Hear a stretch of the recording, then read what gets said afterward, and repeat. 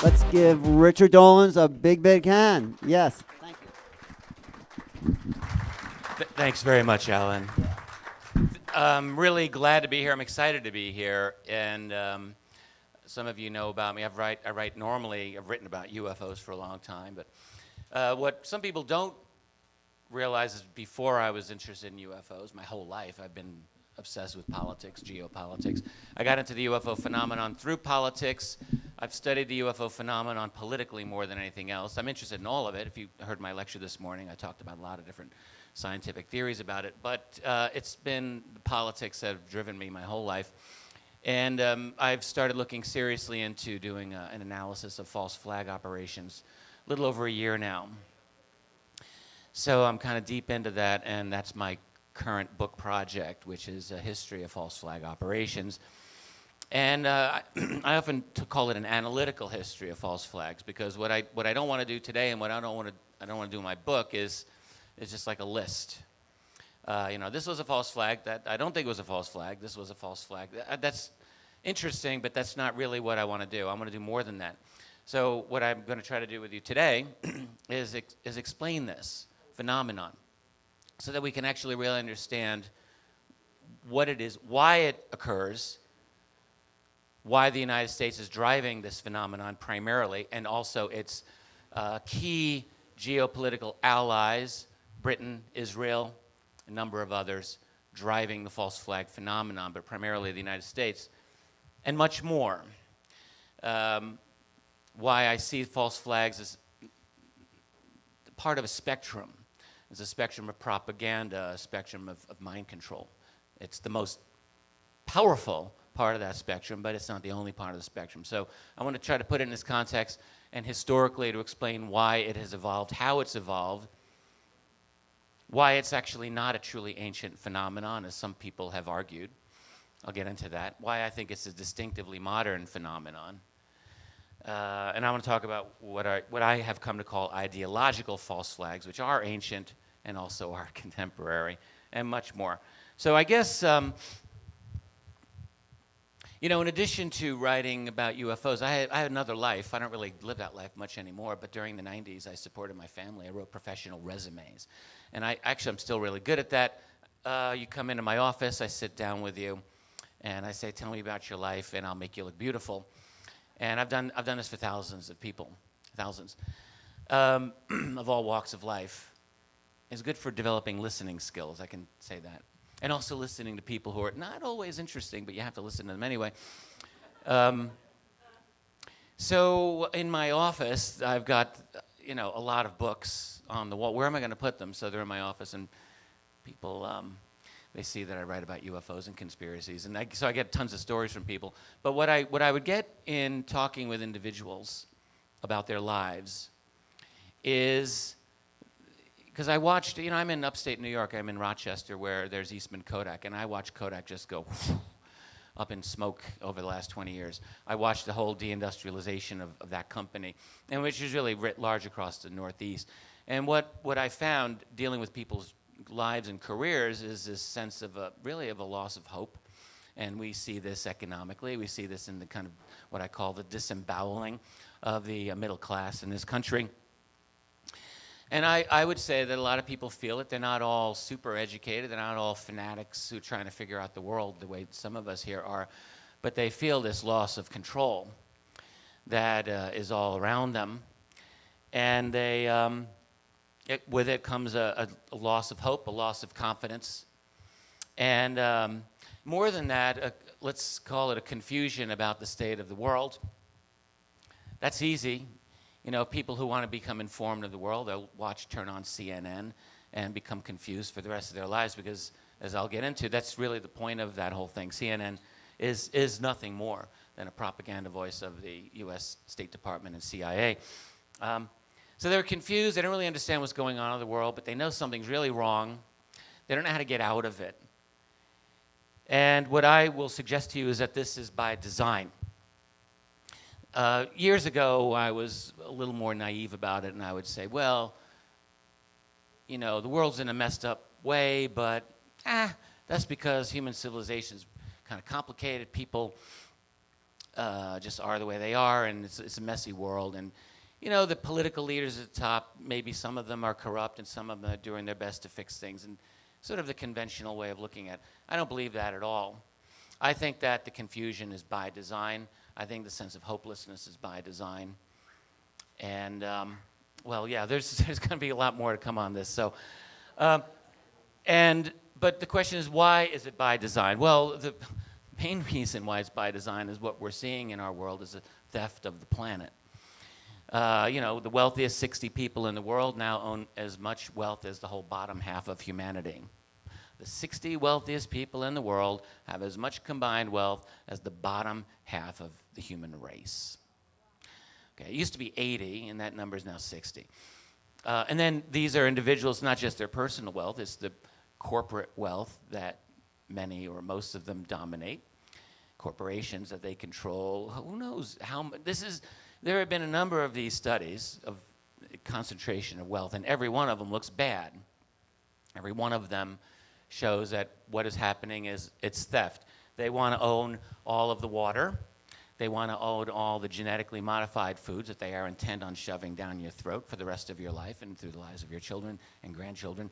And they want to own all the mineral wealth in the ground and everything else. And, you know, actually they got it, and they just want more and more. There is no end to human avarice. You know, back in the days of ancient Egypt, it was the same. You could be a peasant living along the banks of the Nile, and you'd get your fish and live in your nice little hut. But up this river is the Pharaoh, who's got all the gold in the world. And you think, well, why does Pharaoh need all that gold? Because he really doesn't need all the gold, but actually Pharaoh felt that he did need the gold, because Pharaoh is not competing with you little peasant. He doesn't care about you. Pharaoh's competing with other rulers of the other lands. And they're all in their own competition back then, and it's really no different today. So the wealthiest people at the top of our little food chain, they don't really care about us, but they're looking at their peers, and they all are in position to dominate. And that's how it is. So as a result, they're like the sharks, and they just eat up all the little fish. So when they're stealing everything in the world, they don't really want us to know that they're stealing everything in the world. We might have something to say about that. We might be a little bit upset. So what they want is compliance, and that is why they must rule by deception. You know, it's the same reason why the United States has to lie to the world about every single thing it does, because if it were truly honest about it, I'll get into that in a moment, people would maybe balk. Within and outside the United States, they would balk. So deception is the rule. That's how it has to be. Now, I would say, although I just said earlier that false flags are not an ancient phenomenon, there is something that is ancient, which is a kind of rule by deception. You know, we've always had elites in human society who've always existed. They have always, in a sense, used what we would call mind control over the population. What do I mean by this?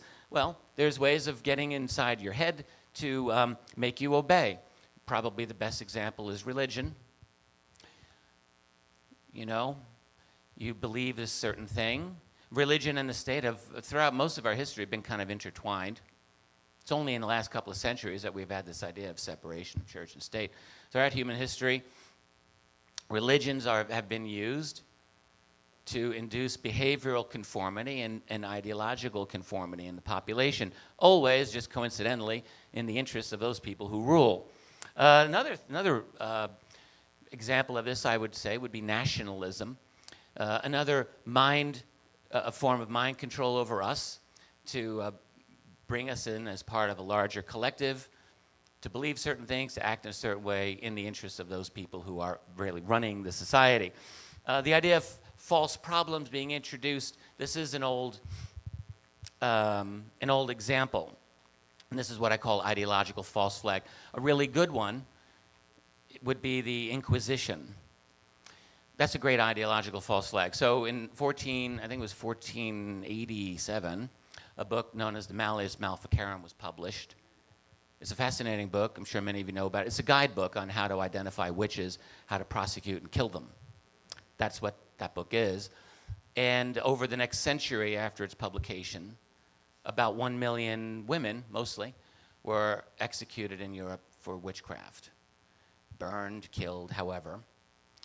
And this served a lot of really important functions for the church. First of all, it gave a great new enemy to be afraid of. Ooh, witches, can't have those people around. Let's get rid of them.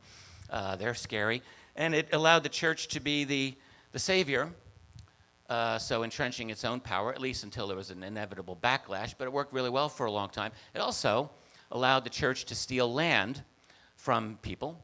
Then as now, the U.S. government now does this for drugs. They'll just steal your house, and they'll steal your property. Well, the church did this back in the medieval times. If you were a witch, they would steal your land. So it was very lucrative. And the other thing it was good for the church is that they would get indulgences and payments from families of witches, basically bribes to say, I'm going to give you all of my gold, and maybe our family member won't spend as much time in purgatory or hell. This is literally what happened. So it was a great racket for the church, and it was a perfect ideological false flag. We have them today. The war on terror is an obvious ideological false flag. You create an enemy. Yes, of course. And the Red Scare, another ideological false flag. The war on communism.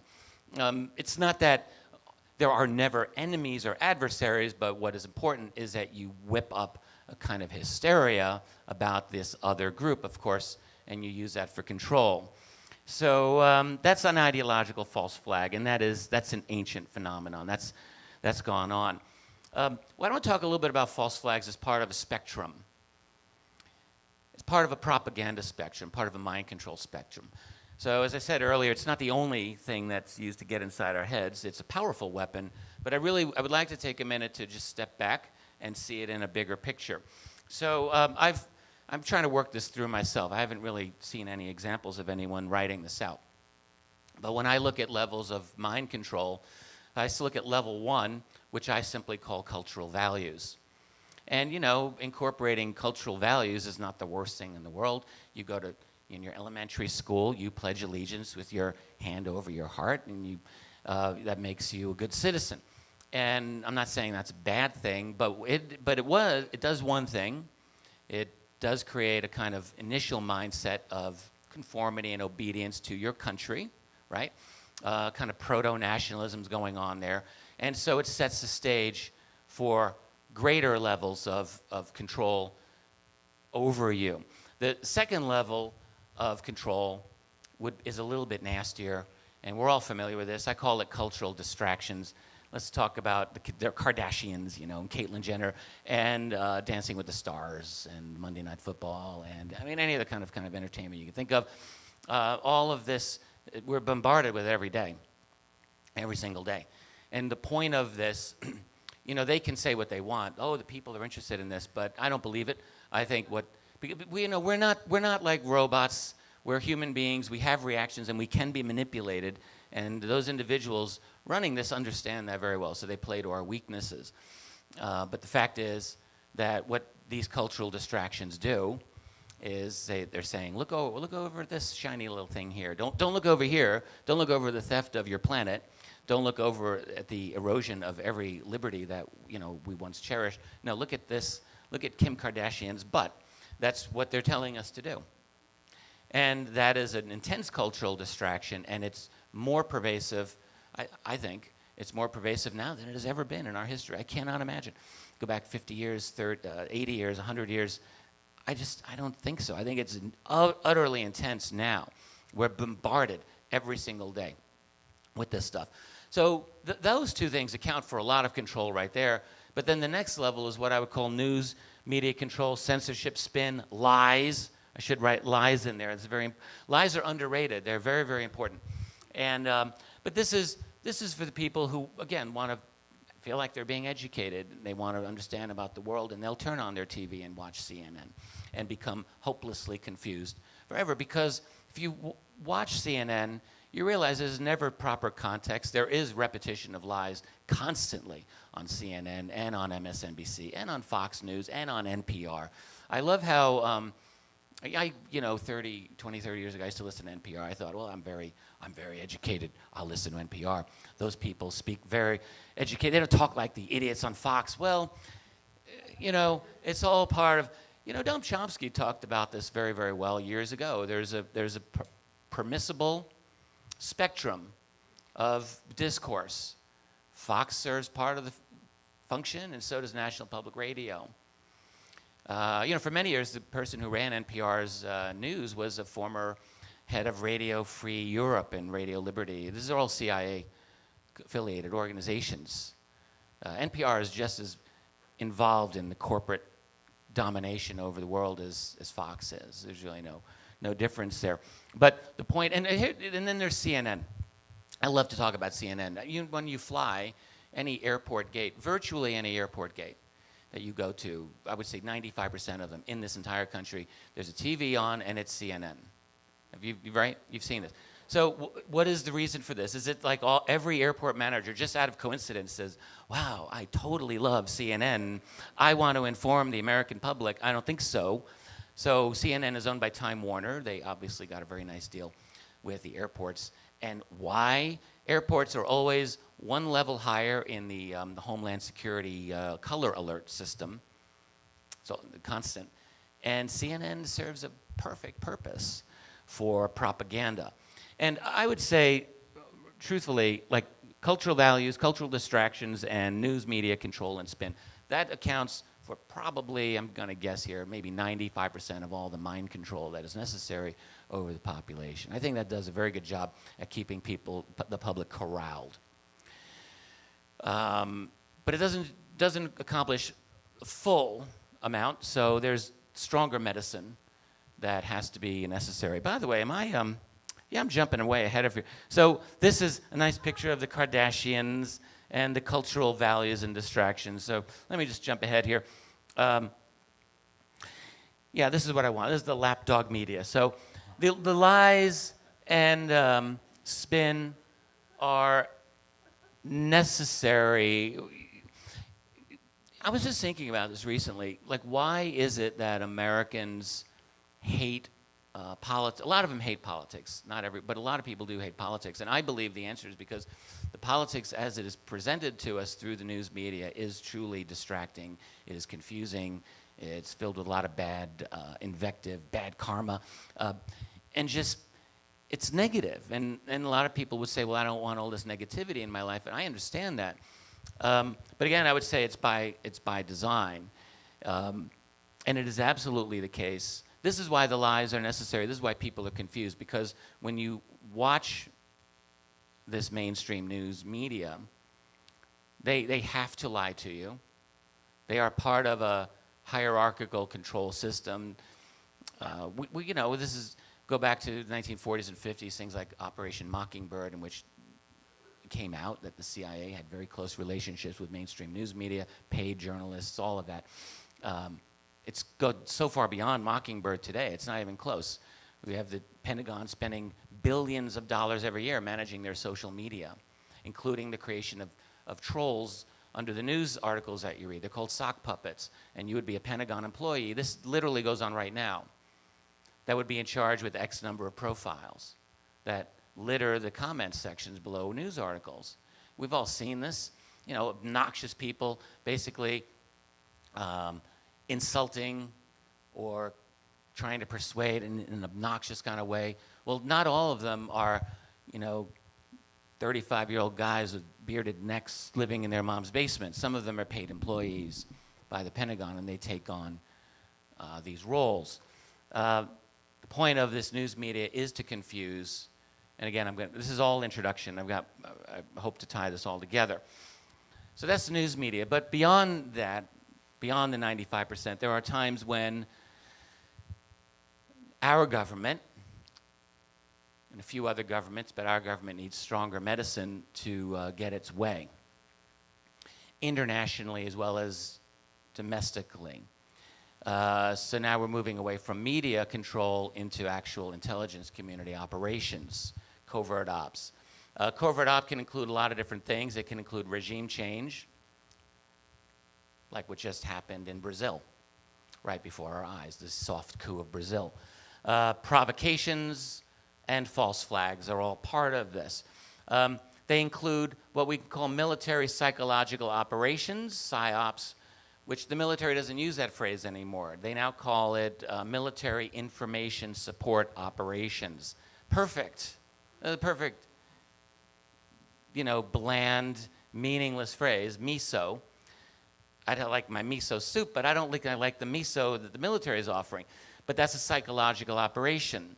And the point of these military information support operations is, quote, selectively convey information to influence minds, emotions, and the objective reasoning of the targets. And by the way, this is right out of literally the United States Military Psychological Operations Manual, current. This is all in there. So in other words, their military psychological operations are intended to induce propaganda, spin, and deception. This is right in their playbook. And in fact, they describe 3 different types of psyops: white, gray, and black psyops. So white psyop is pretty straightforward and really not too nasty necessarily. White psyop they describe as openly acknowledged statements or actions of the U.S. government, or at least attributed to a source closely associated with the U.S. government to reflect official viewpoint. In other words, State Department spokesperson goes out and puts out the U.S. point of view to the rest of the world on any given subject. That's often filled with lies. When MH17 was shot down over eastern Ukraine a couple of years ago, the United States immediately put out the lie that this, without offering any proof, that this was a Russian operation, Russian rebels and all of this. Immediately just coming down in terms of the propaganda and spin when we start looking back and realizing that this is absolutely no basis in factual reality. But that would be a white psyop, an official type of a statement of the U.S. government. Then you have gray psyops. This is a little more interesting. So gray psyops, I mentioned Operation Mockingbird before. That's a classic gray psyop. In other words, it's an instance in which I could do a gray psyop. Like I could pay someone in the audience to ask me really softball questions and make me look really good, or to say things like, "Wow, Richard Dolan, you're the greatest," and that would be an awesome gray psyop on my part. I would do that, and you wouldn't necessarily know that I'm paying this person to say that.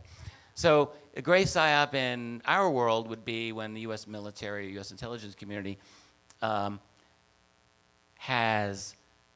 it's like a news media basically would put forward positive news spin on behalf of the U.S. government, put forward statements on behalf of the U.S. military, and this type of thing. This happens all the time. Happened with Operation Mockingbird. It happens during every single war we have when you have DOD people pretending to be objective news commentators, and they're working in all the networks and giving the military spin. All of these are gray psyops, and much more. Let me look at that again. So, right.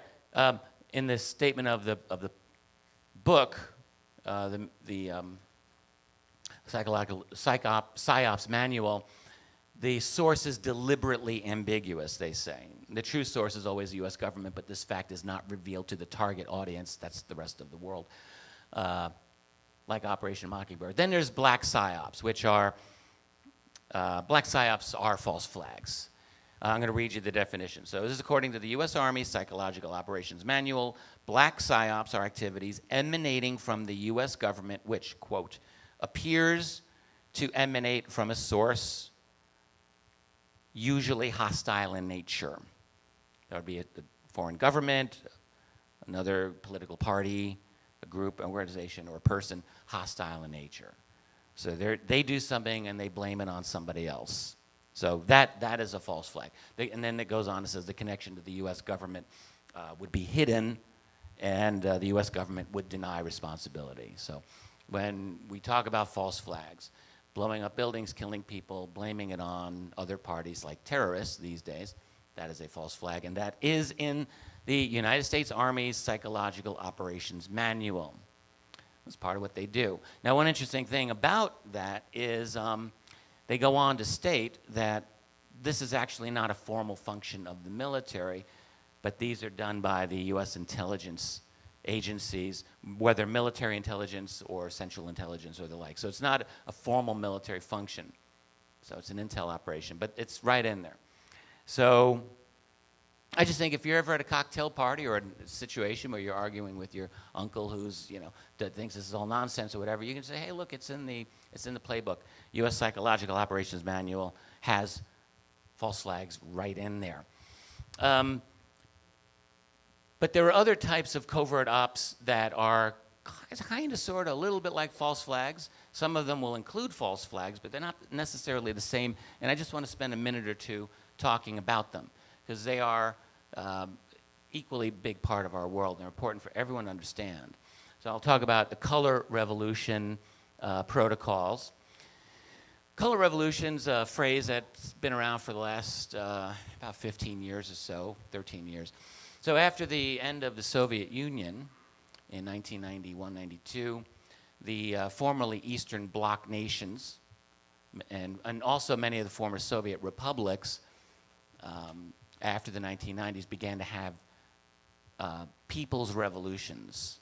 And they were called color revolutions. In the nation of Georgia in 2003, they called it the Rose Revolution. In Ukraine the next year, they called it the Orange Revolution, and so on. And all of these had a very similar flavor to them. So they all appeared to be expressions of the people against kind of an authoritarian regime in those countries. And it just so happened in the aftermath of every one of those revolutions, the new government was very intensely pro-Western, pro-US. Just worked out that way. But those are the color revolutions. What we know about them, this is exactly along the same model. The CIA did this exact same thing back in 1953 in Iran.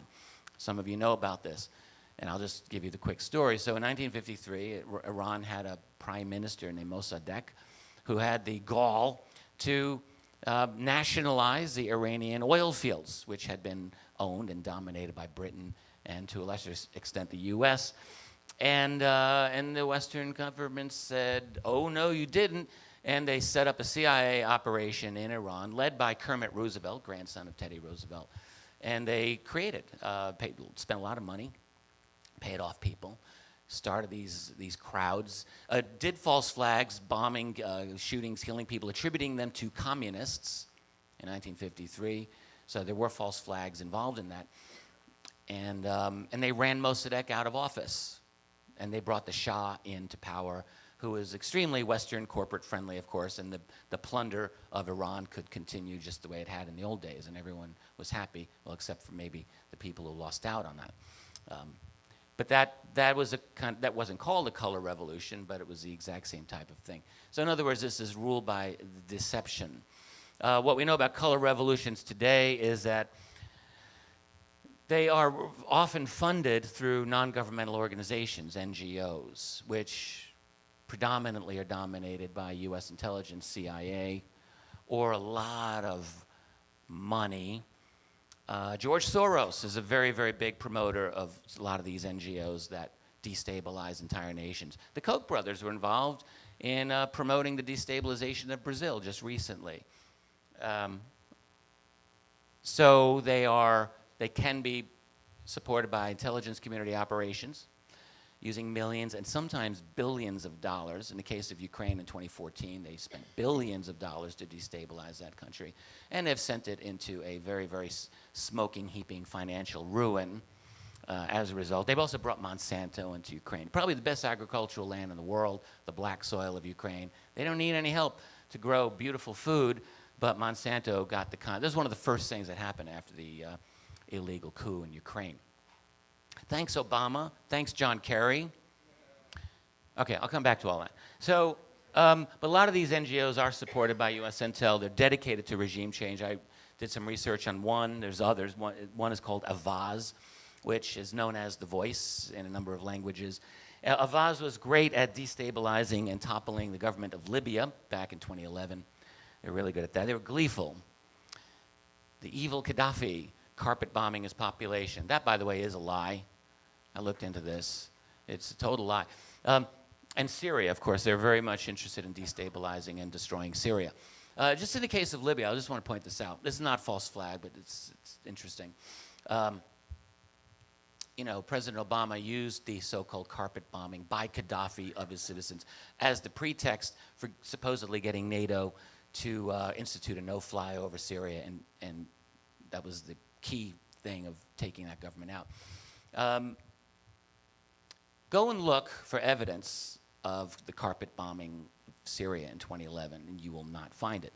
There's no video evidence, there's no photographic evidence, there's nothing. There is a testimony of two supposedly ex-Libyan Air Force officers That is literally all there is. They made these statements. It gets parroted by all the major Western media corporations with no investigation whatsoever. It becomes parroted and treated as if it's gospel.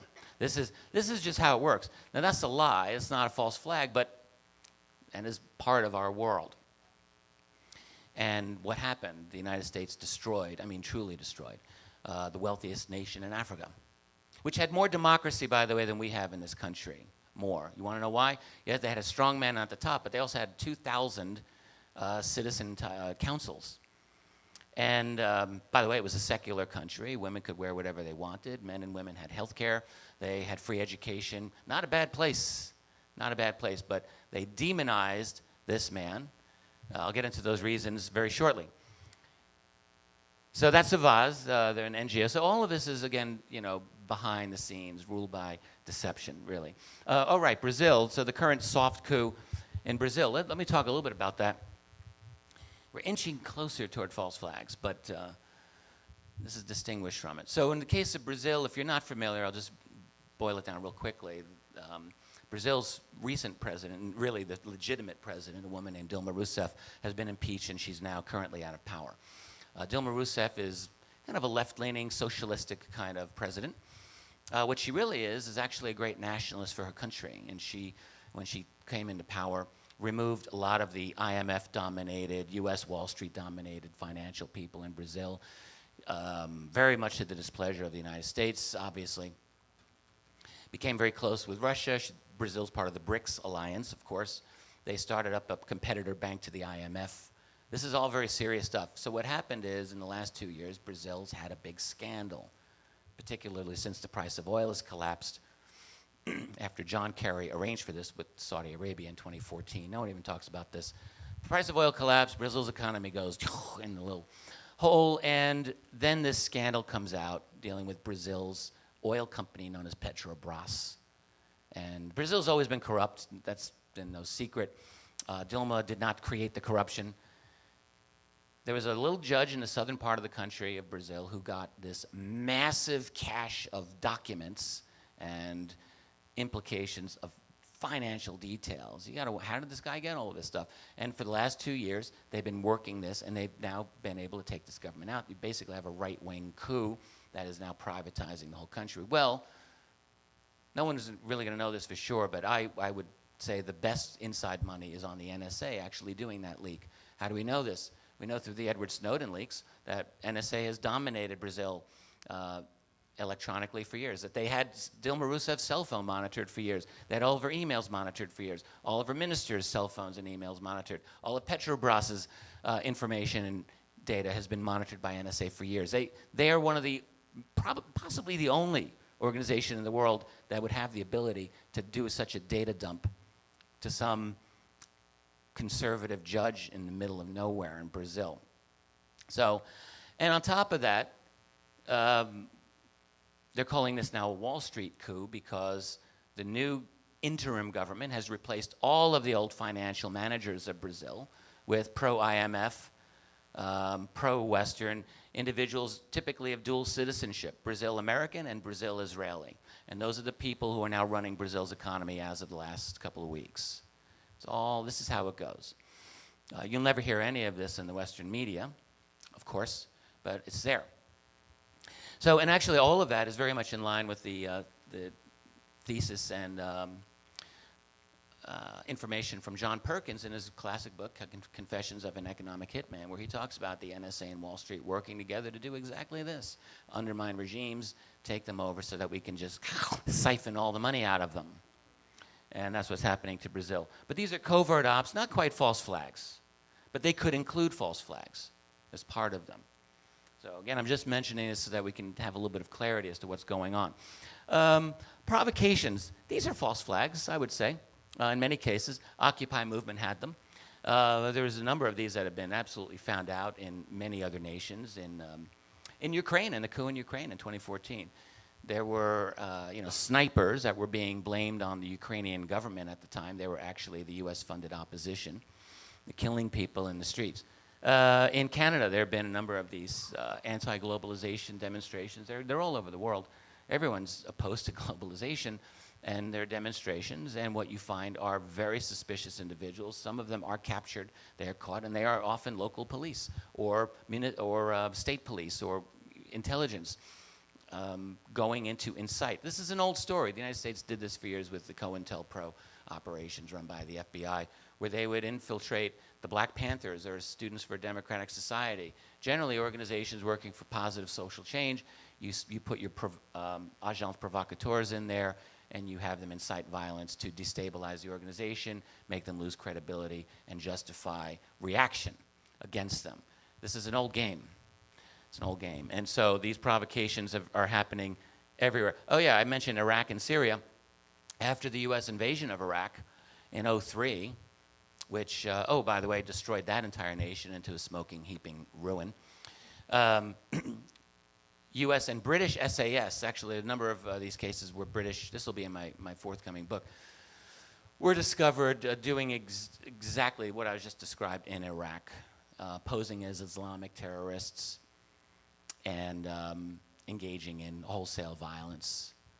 And, you know, we have to ask why. Why would they do this? It's all about destabilizing and creating opportunity for warfare and for, some of it is, I think, just blatant, you know, we need to keep constant warfare happening, but there are undoubtedly other reasons as well. Just before we get to false flags, I want to talk about this excellent book, The Shock Doctrine by Naomi Klein. Has anyone read this book? A few, yeah, it's a classic.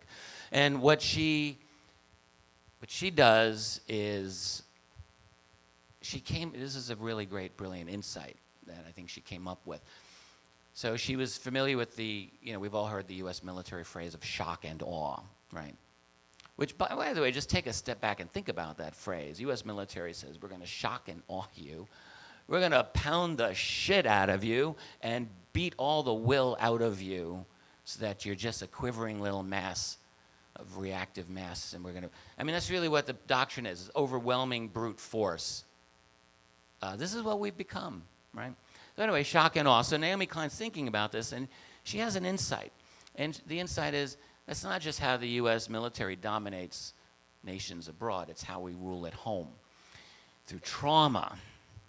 So she looked at things like Hurricane Katrina, and she looked at 9/11. And she's not seeing 9/11 as a false flag per se, but their insight is that when these horrible things happen, in which we are left traumatized, really bereft, instinctively many people will look to the government for help, right? And her argument is that this is exactly when plans that have already long been in place are rolled over. So in the case of Katrina, you have corporate takeover of New Orleans. In the case of 9/11, the official rollout of the national security state, and so on. So the way she describes it, I would characterize as a kind of evil opportunism.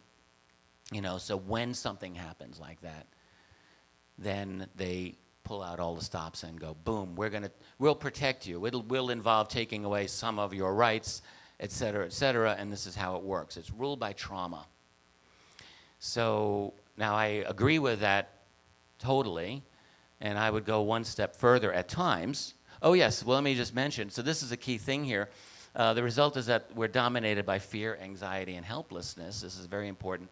And the ultimate result, she argues, I totally agree, is that we end up with a behavioral of learned helplessness, just like rats. You know, they do an experiment on a rat, and they can induce a sense of learned helplessness and hopelessness in the rat by not allowing it to have any sense of actual volition over itself. You know, any of its own actions just don't make any difference, and the rat basically goes into a depression.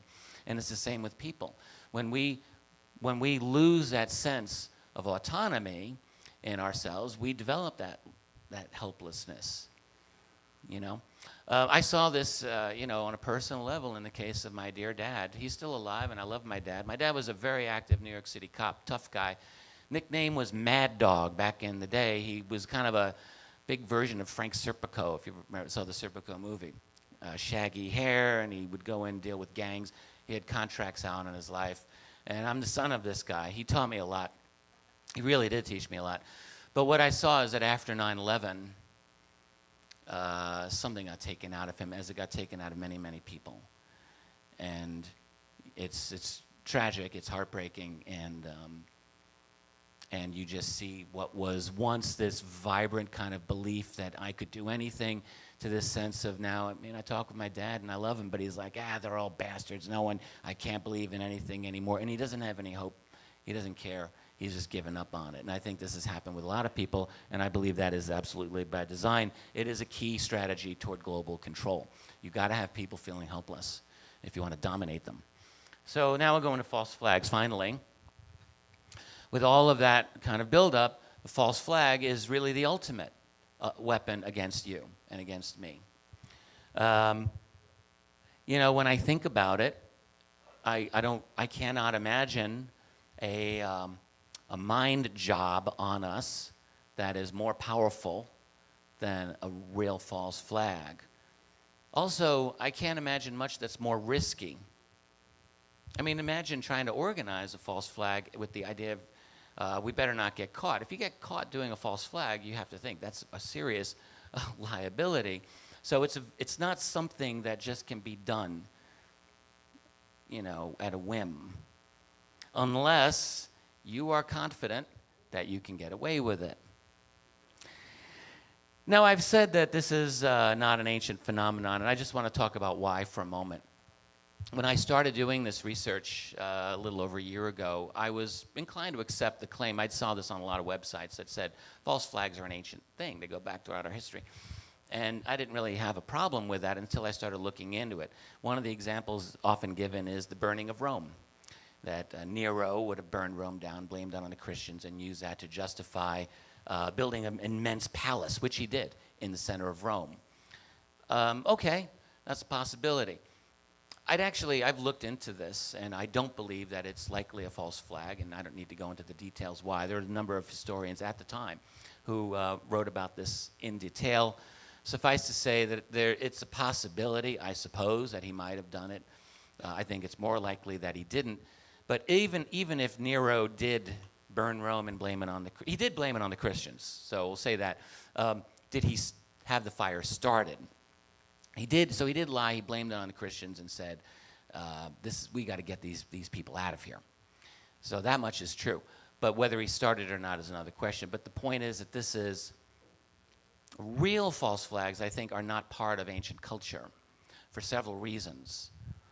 One, I have an avid interest in ancient history, and I mean, there's no shortage of bloodshed and armies going into towns and just massacring every single man, woman, and child in a village. This happened. We think it's bad today. There were ancient armies that were just unbelievably bloodthirsty and murderous, and we have nothing over them in ancient times. So there was no shortage of that type of avarice and violence. But there was, culturally speaking, there was a kind of ancient code. You see this in all the cultures. There was a code of honor. I read a history not long ago of Genghis Khan. And, he's probably as badass as you get in the ancient world. But even, they were liars, yes, but actually doing a false flag would be considered a perfidious thing, an act that would be not worthy of someone with any kind of honor. And there was an honor code even among murderers and thieves back in the ancient world. So there was that reason. There's another reason, though, why this is a distinctly modern phenomenon, which I think I should get into right now. So the reason false flags are happening today is we got a couple of things in place that were not in place in the ancient world. So one thing that we have in place around the world, in nearly every country, is an ostensibly democratic system. And I say ostensibly. So the theory in most countries, even in like the People's Republic of North Korea, pretends to be a democratic system. But even in most of the world, there's this pretense that the people are very important. Now, there are nations where this is not the case, like Saudi Arabia and a number of the really hardcore Islamic regimes, no. But in most of the world, there's this belief in place that we have democracy. And there's another thing in place, which, I don't even have this up there, but let me mention, it's important. A sense in international law which makes wars of aggression, immoral. This is not an ancient concept. It is a modern concept that really came about after the First World War, where, this idea that we can't have these wars, they're immoral. So we have these two things in place. But of course, when you think about it, just because we have this global ostensive democratic system or this supposed international law that says wars are bad, that doesn't mean that certain actors don't want to engage in nasty little bits of business. So they have to find ways around these things that are in place. And this is really why false flags are necessary, why they did not exist so much in the ancient world. For the record, the first really unambiguous, definite international false flag that I could find happened as late as 1788. And the culprit was, you'll be surprised, but the culprit was the nation of Sweden. They did it against Russia. Back then, I'll just boil it down. Sweden, it's actually really interesting because there are parallels with our era today. The king of Sweden was not too bright, apparently. His name was Gustavus, and they were not friendly with Russia. Back then, Sweden controlled Finland. It was part of the Swedish Empire. And Britain and Prussia, and I think it was the Netherlands, convinced the king of Sweden to engage in this war against Russia. The reason they wanted him to do that is because they were fighting against Russia down in the southern part, and they wanted the distraction in the north. And this dumb king said, sure, I'll do that, and they convinced him he could win. And what he did was he hired the head tailor of the Swedish opera house and had him make Cossack uniforms for Russian Cossacks. They made some very good ones, and they staged an attack by these Russian Cossacks against Sweden at the Finnish border, and that was the pretext. And what's interesting about that was at the time there were people in Sweden who said, that doesn't seem quite right. So that you had your own truthers back then. But for the most part, the nation of Sweden said, oh my God, we've been attacked by these evil Russians, we must fight them. And they had the war, which in fact, it was ruinous for Sweden. They got their butts kicked easily by Russia, and within a couple of years, the Swedish king was assassinated, so served him right. But that's a definite clear false flag. Finding them, and one of the things that was important about that was that Sweden had the rudimentary mass media, and that's the next thing I had on here, major media. You've got to have control of the narrative. If you don't have control of the narrative, don't bother having a false flag, because you have to be able to control the message that comes out. So, and they had newspapers, early newspapers in Sweden at the time, which parroted the government line. It was very, for another false flag, what else do you need? You need covert op teams. You need guys who really know what they're doing. This is not something you really find in the ancient world. It's a science that really has been perfected. You need a lot of money. Not many nations in the world today have enough money to do this. I'll get into that in a moment. And you need motive and capability for geopolitical, financial, or national political change. So, oh yes, and internationally, you need sufficient power in our world today to intimidate other nations into compliance, into silence over your false flag. You have to have power to dominate global media and intimidate. And this is why, in fact, Kim Jong-un of North Korea probably is not going to do false flags at all. Why would he need to? He's got his own population terror of him anyway, really. And if he were to try to do a false flag against South Korea, he's really going to fail because he doesn't control global media. He's not really going to be able to get his narrative out there. No one's going to believe it. It's not going to work. So he's at a distinct disadvantage in doing false flags. He can just rule with brutality, but he can't really, false flags are not going to work. Now, he might do a false flag against his own population if he feels a need, but I don't really think he needs to. He has other means at his disposal for getting compliance. The real false flag era, I firmly believe, starts after the First World War. There are a couple of possible ones prior. There's the sinking of the Maine in 1898. It's been looked at as a possible false flag. I actually think it isn't. Uh, it's not even worth getting into why here. I have a whole argument why in my book. I don't think it was a false flag, though. There was some funny business about the Maine, but actually I would put my bet on some really retro Spanish colonialist officers, not actually the U.S. in this case. But after World War I, we find a militarization of the world, particularly a militarization of Europe. We have the beginnings of truly good covert op teams now that exist as a result of that war.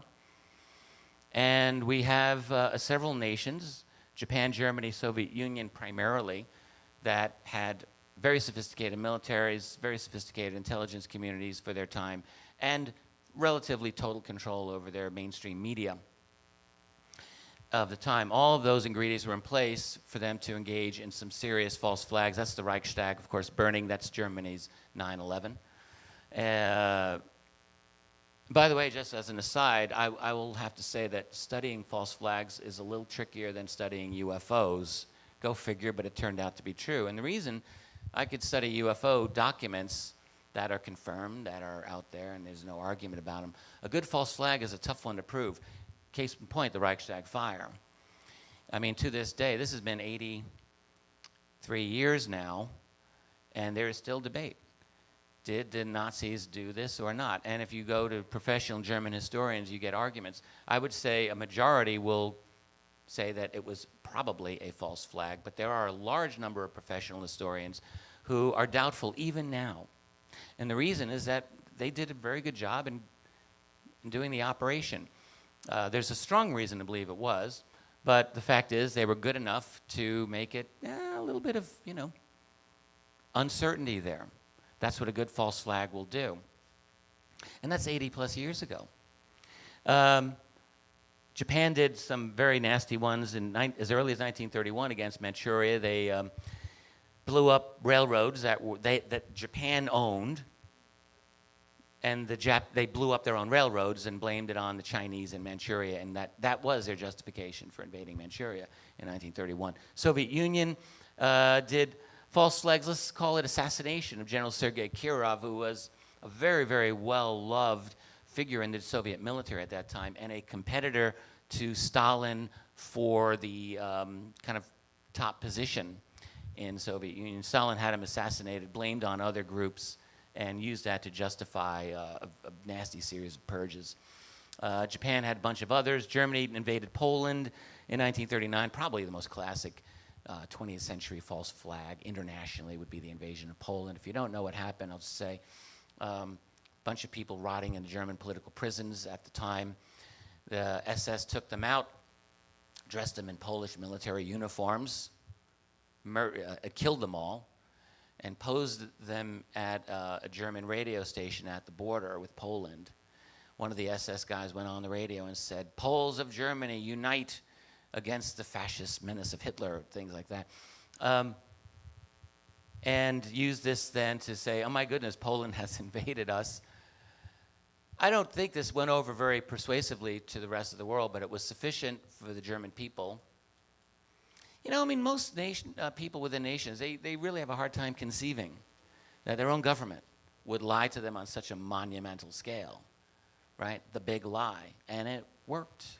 Most of the Germans were behind it. They thought, wow, we've been invaded, let's go get them. And actually, the German tanks were already rolling by then into Poland. So Soviets did it against Finland. They shelled their own village. They blew up their own Russian village on the border, blamed it on Finland. Same old, just keeps going. I mentioned Pearl Harbor down here at the bottom as a kind of quasi. It's really not a technical false flag because it is true. As far as we know, the Japanese did bomb Pearl Harbor. It's not that the U.S. bombed it and blamed it on the Japanese. But there is some very good historical revisionist work that I think is persuasive enough to argue that important key elements of the U.S. intelligence community knew that this attack was coming, and there's a strong case to say that they allowed it to happen because of the perceived need to enter the Second World War.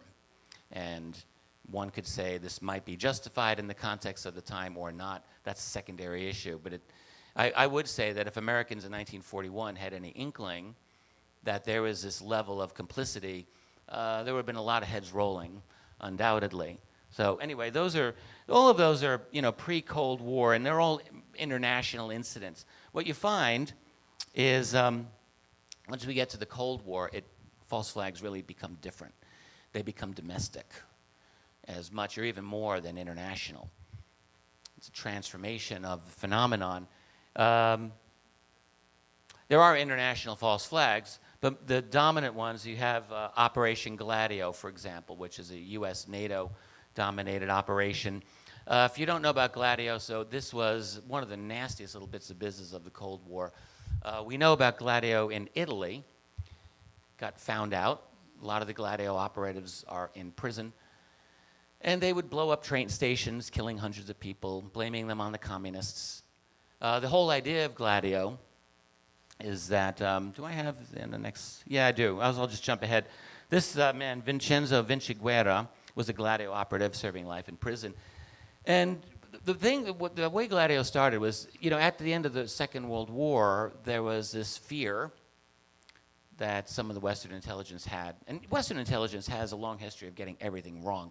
So there was this one fear that the Russians are going to roll over Europe. And so the idea would be to have little pockets of resistance, like the French resistance or the, during World War II, the Yugoslav resistance. They're going to have their own little teams that would serve as that resistance. Well, the Soviets never did roll over Western Europe, but these teams were in place. And in Italy, they got the bright idea of killing people, blowing up train stations and whatnot, and blaming it on the communists. And what he said, this is in an interview, he says the idea of what we did was to force these people, in this case the Italian people, to turn to the state and ask for greater security. It was a very straight up political motivation. But some of these that's J. Edgar Hoover, by the way, looking very fabulous. Hoover ran kind of an American version of Gladio, not quite as violent, but close. That was the COINTELPRO operation of the 50s and 60s. And basically what I was talking about this a little earlier, infiltrating groups like the Black Panthers and SDS, and there were others as well. FBI would engage in all kinds of provocations that would lead to violence that would then be blamed on opposition groups. A long and glorious part of American history. I mentioned the Iranian operation Ajax a little while ago, 1953. Regime change. There were some international false flags of that era. The one that Israel did, a nasty one, which was exposed. It was found out. It's called the Lavon Affair. And this was an Israeli operation in Egypt. The whole point of this one was to prevent Britain from leaving the Suez Canal region. Israel did not want them to leave. So Mossad recruited Egyptian Jews to plant bombs inside civilian targets in movie theaters, libraries, and also American educational centers. It didn't happen. They planned it out, and it got found out by Egyptian police, and the whole thing was just exposed. It was called the Lavon Affair after the Israeli defense minister of the time. It was a big embarrassment, and then just promptly forgotten, as all of these things are. So. And lots of the creation of the Muslim Brotherhood by British intelligence and then by U.S. intelligence, a very important one back in the 50s. The whole point of that, you create a jihadist. America's loved jihadists. America has always loved the jihadists. We pretend to hate them, but really the CIA loves them. The CIA should just be eliminated. They do no good whatsoever. I don't really know what good the CIA really does at all. At all. They get nothing right. All their intelligence is wrong. And all they do is they destabilize and destroy. So in the case of the Muslim Brotherhood, they, along with British intelligence, helped to fund and create it. Gave them money to do their thing. And the point of that was to undermine the very secular government of Gamal Abdel Nasser of Egypt, whose great sin was that he was a pan-Arabist who didn't want to participate in either side of the Cold War. He was all about the Arabs uniting together and making their own lives better. God forbid, that's not going to fly, so Nasser has to go. So you destabilize the country, and you fund these Islamic radicals. Now, in the case of Egypt and Nasser, it didn't work. Nasser lived until 1970, he ruled. But this is what the U.S. does. And then through, there's so many of these, and When I complete my book, I'll have descriptions of all of these and much more, much more. I think there's probably about 100 distinct events that I'll be discussing as false flags or as probable, let's say likely false flags. Which ones here are useful? I know Jim Mars was here earlier and he talked about Operation Northwood. Some of you were here for that. It's fascinating. You know, James Bamford, historian, wrote about this a little over a decade ago, got all the documents, it's out there, it's proven. So this landed on Kennedy's desk. It was a proposal by the Joint Chiefs of Staff in 1962. And they had this bright idea of, because they didn't like Cuba back then, you know, Castro comes in out of nowhere and kicks the mafia out of Cuba, and U.S. is like, oh no, you didn't, once again. So the Joint Chiefs cooked up a really neat little plan by which they would have hijacked airliners crash into buildings in New York City. Sound familiar? That would be blamed, yes, and elsewhere, that would be blamed on the Cubans to justify the invasion. Because this is after the Bay of Pigs went, you know, kind of south on them. And Kennedy's looking at this and he's thinking, no, this is not going to happen. We're not going to let this. But Bamford got the information out there, and this is how they think. This is how they operate. The Gulf of Tonkin, I would say it's close enough. I would call it a false flag. What you had there is a situation where the USS Maxwell is in North Vietnamese waters. That itself was an act of war, doing electronic espionage against the North Vietnamese. What actually happened there is still really vague, but we know at the very most, the North Vietnamese basically had the equivalent of a pea shooter and went along the side of the Maxwell doing nothing. And what it was portrayed by President Johnson was a series of unprovoked attacks on the high seas, that is in international waters. That's a total lie. And this was used to justify the ruinous Vietnamese War, in which 60,000 Americans died, many more wounded, and 2 million Vietnamese were killed. We don't really talk about the Vietnamese in this war. We basically reduced them to a smoking, heaping ruin, napalmed the shit out of them, and now we colonialize them because now they're going to be part of TPP, and they will just become a labor market for U.S. corporations. Well done, guys. This is again how we operate. Anyway, that's the Gulf of Tonkin. Israel did a lot of nasty little, Mossad, I should say, did a number of these false flags. When they attacked the USS Liberty in 1967, that was an attempt to blame it on the Egyptians. Didn't work. Mossad did a number of bombings in the late 70s and early 80s in France, highly reminiscent of some of the recent things that have gone on in Paris. One was in 1982. It was a Mossad bombing of a Jewish delicatessen in Paris. Does this sound familiar to anyone? Charlie Hebdo. Blamed on right-wing extremists. 6 people were killed in that one. 22 were injured. When French police investigated this, they started seeing Mossad connections, and at that moment, the whole investigation just stopped. What they would do is blame these on different types of groups. So some of the Mossad targets were, they blamed them on right-wing extremists like neo-Nazis, right? Some were blamed on, one was blamed on environmental radicals. This was an attack they did on a nuclear reactor that was being built in France for the nation of Iraq. And Mossad did not want that to happen, so they destroyed the manufacturing facility blamed on environmental. It makes sense, right? Eco-terrorists, we don't want nuclear power. Well, actually, it was Mossad that did not want it. And so on and so on. So this is how the operation just became more and more intense, more nasty. A really nasty one that Israel did, I think, against Libya in 1986. Remember when the United States bombed Libya in 1986? Some of you remember this quite well.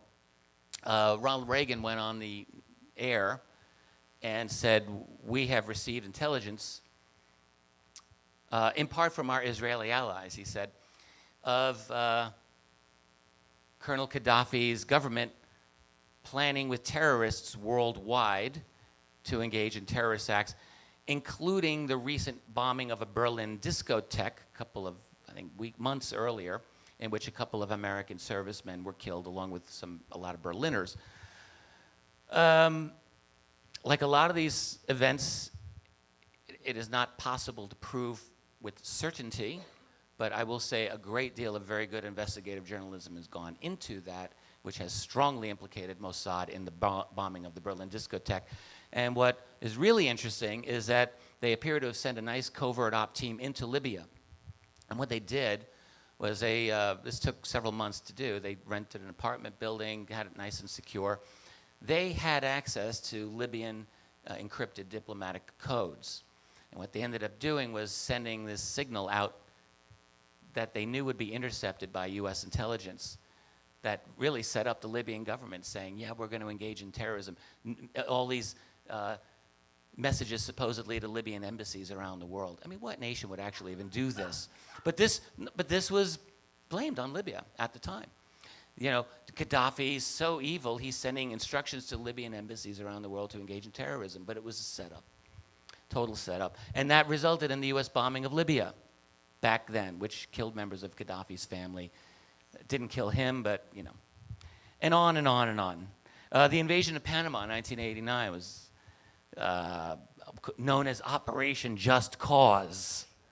Remember that? Yeah. So that was, you had U.S. Delta forces in Panama posing as PDF, Panamanian Defense Forces, and engaging in violence. And this used as a justification by President George Bush Sr. to protect American lives in Panama, invade the country, commit war crimes, and prevent the Panama Canal from going into. Noriega was a guy who not only was seen as very unreliable now as an unreliable U.S. client, even despite the fact that he was trained by CIA at the School of the Americas at Fort Benning, Georgia. He was CIA all the way. But Noriega also had knowledge of a lot of the shenanigans that NSA was doing long before the rest of us really knew about this. Specifics of what U.S. intelligence was doing to leaders throughout South America. In other words, he had information that could be damaging, and for that reason, as well as other reasons, it was decided he had to go. I love how when back then George Bush Sr. pretended to be shocked that Noriega was dealing drugs. George Bush, the biggest drug dealer probably in the world, this is a guy who worked out with Governor of Arkansas, Bill Clinton, back in the day, in the mid-'80s, along with Bill Casey, CIA director at the time, when they go to Clinton and say, listen now, son, just work with us. We got some cocaine shipments coming into the little town of Mena, Arkansas, and you play ball with us, and we'll play ball with you. And that went really great. This is during the war on drugs, one of the great psyops against us. CIA is bringing in cocaine by the ton, making a shit ton of money off of it, until a pilot by the name of Eugene Hassenfuss gets shot down. He's a CIA pilot, and the whole thing was blown. It's like turning on the light switch and watching the cockroaches scatter, and Mena became a little ghost town again. At least it wasn't a CIA drug transport. They just moved the operation elsewhere. I got a little off track, but this is just a little bit of our subterranean history, a little bit about Noriega. This woman down here, I should make that bigger. She's, this is not totally a false flag. It's just a lie. But remember the Gulf War, when after the U.S. completely cornered Saddam Hussein. That's a whole other story. But this woman was pretending to be a nurse at a Kuwaiti hospital after the Iraqis were basically given a green light by the U.S. to invade Kuwait, which they really were. And then Saddam finds he's in Kuwait with his pants down because George Bush says this will not stand, and now he's thinking, oh shit, what do I do? So as he's trying and failing to get out of that whole mess without losing face, the U.S., we're subjected on NPR and everywhere else to this woman who said the Iraqis came into our hospital where we had premature babies in incubators, and they broke the incubators, and the infants, the premature babies, lay dying on the floor. This is her speaking to Congress. This got a lot of news at the time. In reality, she was the daughter of the Kuwaiti ambassador to the United States. She was not a nurse. None of this happened. It was all a bald-faced lie. What you find, and this is significant in the development of false flags, is that it's during the Persian Gulf War that the United States really started the process of dominating media on behalf of the national security state. This is the war where we started getting embedded journalists. even before the '03 war, the U.S. was hiring public relations firms. The U.S. Army, I should say, military, was hiring PR firms to manage opinion in order to get Saddam Hussein out, and on and on and on. So here we go. And then through the 1990s, we're coming up to 9/11. It's happening. I don't know how I'm doing with time, by the way. I have no idea. Should I take? So what does that mean? Am I supposed to go till 6? All right, good. So we'll be all right. I'm not cutting this short. Are you guys having an okay time here? Okay, good. So, yeah, well, see what I'm trying to do. Then I don't want to just, again, I'm not taking questions now. I'll take them at the end. I feel it's more important to explain why and how. And I haven't even gotten into the geopolitics of this, and that's very important. I don't want to I just don't want to like do a data dump on you, because I don't think that's really going to be helpful. I think it's only helpful if we have a conceptual understanding of this. As we get to the 90s, as we get to real high-speed globalization, Soviet Union's gone away. The United States is a global hegemon. And we have now the computer era is in place in the 90s, and all these corporate fascist visionaries are looking around at the world and seeing all this opportunity to make the world a better place for them, make themselves more wealthy. And at the same time, you see, think of it this way. If you're going to destroy a nation's manufacturing infrastructure, first of all, you'd like to ask, well, why? Why would a president willingly allow that to happen? And they do willingly allow it to happen. Let's say my name is George Herbert Walker Bush or Bill Clinton, who, by the way, they're very close friends. You probably know that. So you would think that my job would be to work on behalf of you, the American people. You voted me into office. But actually, the guy I'm working for is over here, and his name is David Rockefeller, and the people who work for him, like Henry Kissinger and Zbigniew Brzezinski and so on. And they would make it very clear. I wouldn't even need to know, because I would know already, that my job is to facilitate something that they desperately want, which is maximize their control and profitability around the world, and realizing that the people who work in Los Angeles or Rochester, New York, where I live, or Detroit, Michigan, they're kind of expensive. And what we really want to do is get slaves to work for us in other countries like China or the Philippines. And so I would know that my job is to promote that process. So if my name is George Herbert Walker Bush, I promote North American Free Trade Agreement, NAFTA. And if my name is Bill Clinton, I promote other measures to accelerate the process of globalization so that we can go beyond Mexico and tap these Chinese markets, which he was very good at doing. And if my name is George W. Bush or Barack Obama, I continue and accelerate those processes by pushing through international trade agreements and making it easier and easier for corporations, American-based corporations, or any corporations, to work globally and undercut the labor market, which is a real nuisance for these people, because if you have a strong labor market, you have people who are making good money, they feel a little more independent, they're more likely to give you a lip when you want to do things that are against their interest.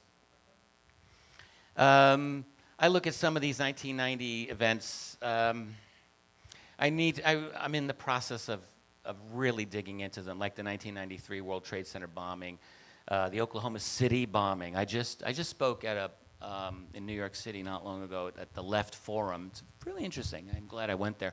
And one of the guys who presented, we did a little panel on false flags, and I spoke at it. There was one gentleman who's a real expert at the Oklahoma City bombing and made an unbelievable strong case about why exactly that was a false flag.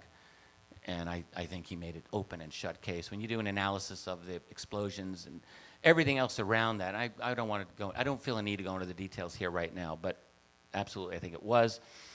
The one possible false flags that I can attribute to Russia in the post-war, there's not a lot of Russian false flags that I could really identify, but a real possible one would be the 1999 Moscow bombings, which were attributed to Chechens. And there has been a pretty good argument that these were FSB, that's Russian intelligence, which was run by Putin, and which would have been the key instruments to get him into power. They got Boris Yeltsin out. Now, on the other side of it, it has to be said that there's equally strong evidence that the Chechen uprising was funded by U.S. intelligence. And the Chechens were Muslims living in Russia and were, like all the other Muslims that U.S. intelligence loves, these guys were loved, and they were funded. So you've got this kind of covert war happening where both sides are seemingly playing dirty tricks. This is my take on it right now. But those bombings did bring, they were instrumental in bringing Vladimir Putin to power in Russia. But when we get to the 21st century, and this is, I think, is the true era of false flags. Why are false flags so necessary from the point of view of those people at the top? Let me talk about that. Let's talk about the geopolitics of false flags today. That is a photograph of Seattle in 1999. And in November, late November of 1999, going into early December, there was a major demonstration against the World Trade Organization, the WTO protest. You can look this up on YouTube. This is intense. All right, it got some news coverage at the time. Of course, U.S. media basically downplayed it tremendously. But this is a very significant event. Not less than 40,000 protesters shut that whole city down, shut it down. And this is when the World Trade Center was meeting to engage in some more nasty legislation that was going to, and did actually, end up accelerating globalization, taking more jobs out, and all of that. These people tried to stop it, and actually, they did a pretty damn good job. They prevented delegates from entering the building for days. They really, truly impeded the WTO meeting. Pepper spray did not work, tear gas did not work. The people ruled that city, and this is when people believed they had rights. Remember those days? I do. This is pre-9/11. Americans still had this idea that we can organize and stop this awful thing from happening. How many months later? 10, 11 months later, comes 9/11, when the hammer comes down on us, beating us over the head for the rest of our lives with a big national security stick, telling us you don't have rights. You don't have rights. What I am sure, I don't have documents on this, but I would say that those people at the top of our little food chain looked at those riots of 1999 and said, this is not going to happen anymore. We're not going to let this happen. You cannot have people believe that they have the right to do this. So the geopolitics of globalization are one very important reason behind these false flags. The other reason internationally is the petro-dollar system. I don't know if I can explain this one quickly. I'm going to try. Everyone should understand what this is. We've all heard of the petro-dollar. Most of us don't really understand what it is and why it's significant. I'm going to tell you right now. So at the end of the Second World War, we'll go back a little bit. In 1944, it became very evident that the Allied nations were going to win that war. And the question would be, what is the global financial situation going to be after we win the war? It was decided that no longer would the global reserve currency be the British pound, but it would be the US dollar. The United States had the strongest economy in the world by far. And so the way it was is that the dollar would be pegged to gold. Gold would be selling at $35 an ounce anywhere in the world. The dollar was literally as good as gold. And it was great for the global economy because it provided a stable foundation for international trade. Things were pegged on the dollar. The dollar was very reliable. It was super great for the United States. The United States was not only exporting all the manufactured goods in the world at that time, but we were exporting our currency. Why did that matter? Well, when Vietnam came along, which financially would have been ruinous for any other nation, it was not ruinous for the US. It was bad. It did harm us. But, you know, Johnson had a choice. He had three things he could do with that war. He could not do the war. That would have been a nice thing to do, but he's no, we're going to do the war. Then to pay for the war, he could have said, we're going to raise taxes to pay for it. That's equally unpalatable. The third option was the one he chose, which was to crank out the money in a highly inflationary manner. But that inflation was mitigated by the fact that the dollar had a global demand. Somewhat. But it didn't mitigate it entirely. By the late 60s, it was evident to a lot of nations and people around the world that the dollar was, there's so many dollars out there, it was not reflecting the price of gold accurately. And so there was a run on gold out of Fort Knox, which at one time made 80% of the world's gold. And by the time Nixon becomes president in 1969, the U.S. is hemorrhaging gold, of an unworkable situation. So Nixon decided in 1971 to take the dollar off the gold standard temporarily, by which he meant permanently. But he said temporarily.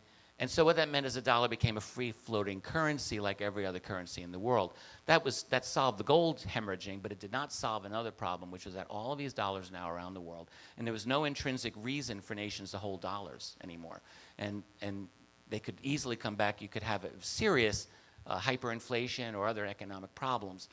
Enter Henry Kissinger. 2 years later, 1973, he meets with the king of Saudi Arabia.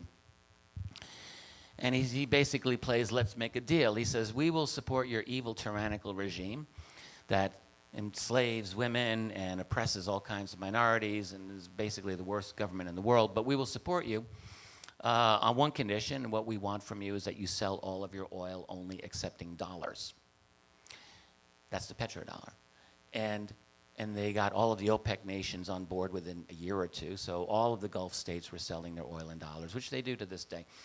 And that's better than gold for the U.S. Everyone wants oil. They have to buy their oil in dollars. And it forces these other nations, right, to be dependent on the U.S. dollar to this day. Now, the dollar system is weakening. It's definitely weakening, but it's still there.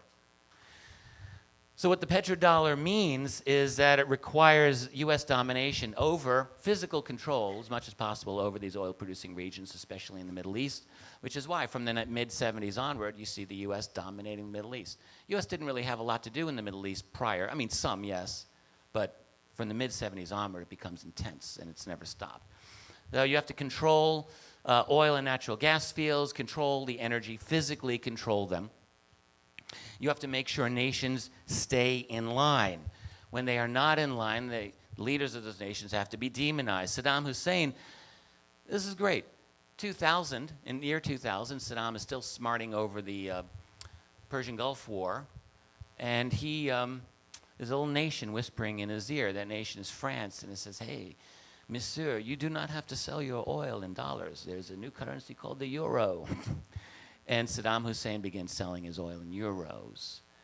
And that was a significant threat to the U.S. petrodollar system, so the U.S. had to invent the fictitious charade of weapons of mass destruction to take him out and demonize him. This is what Time magazine does. They're like the CNN of newsprint. You know, they just work on behalf of U.S. intelligence.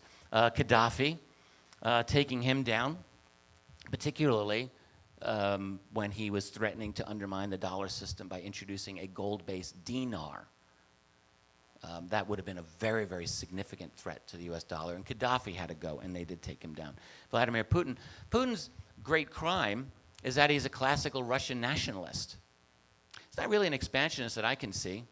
U.S. lies and talks about the annexation of Crimea as a Russian expansion. If you really have studied that, you would know full well that this is not Russian aggression whatsoever. But it's being portrayed in that manner. And I'm not saying that any of these national leaders are perfect guys. I don't think there are any.